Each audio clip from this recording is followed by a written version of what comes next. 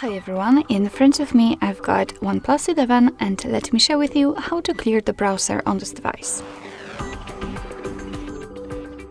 First of all, we have to open the browser, and in my case it will be Google Chrome, but no worries, it usually works kind of the same in all the the browsers.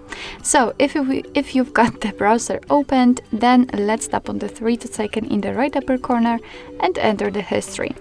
As you can see right here, we've got the list of all previously visited websites, and of course if you want to, you can remove them manually one by one just by tapping on this X button right next to the particular website. But if in your case this list is so wide, then I simply highly recommend to do it automatically. So just tap on clear browsing data at the top, and here we've got some basic and advanced options. So in basics, we've got the browsing history, cookies and site data, and cached images and files.